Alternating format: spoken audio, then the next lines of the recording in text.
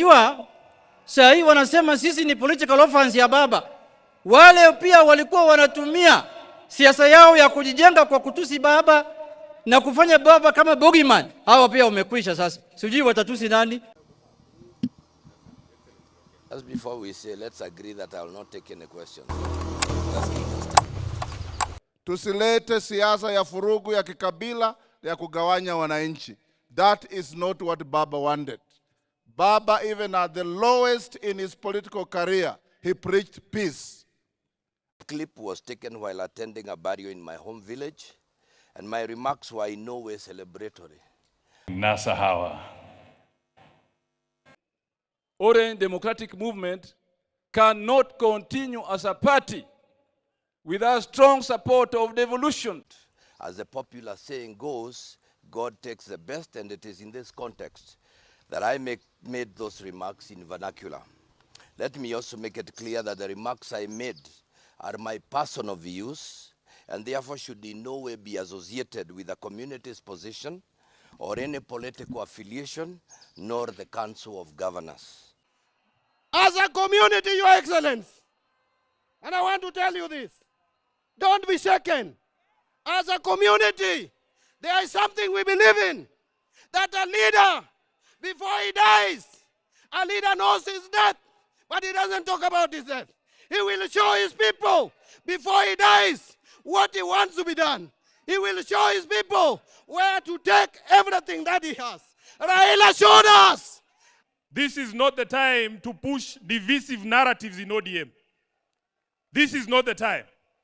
Mimi siwezi kuwa mahali ambaye Raila kunipeleka. Tuelewane? Siwezi kuwa mahali ambaye Raila hakunipeleka. Raila showed us before he died that he wanted us to be in government.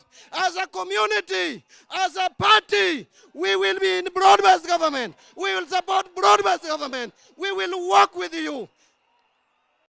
And I remember when he brought fire into my belly. Vile muliketi na mheshimiwa baba, mukasema Kenya ni kubwa kuliko mtu binafsi. Hapo ndio shikilia, na sisi tutashikilia hapo, tushike nchi yetu, tuende mbele. Nimekuwa nikijiuliza, wherever Baba is, what is it that I can say or do that will actually make him proud?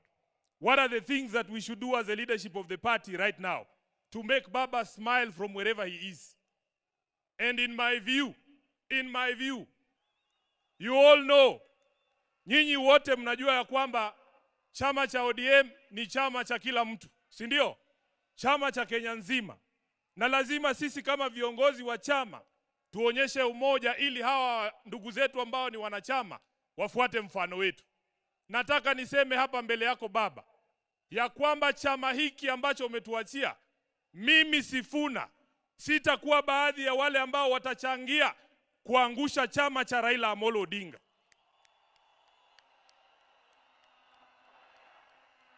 Baba,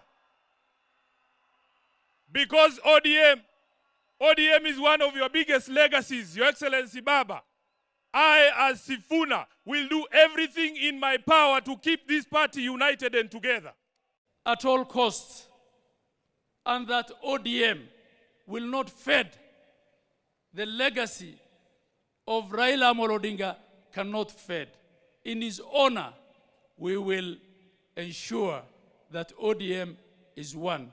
And Your Excellency, I want to join everyone who thanked you for offering our party leader. The strong ODM in 2027, it will either form the government or it will be in a coalition that forms government. But it will not be in a coalition that has been abusing Baba when he was alive. Haitakuwa hapo. Msaidieni, hajui maneno tafadhali. She's learning. We would say NASA Uhuru, NASA Ruto.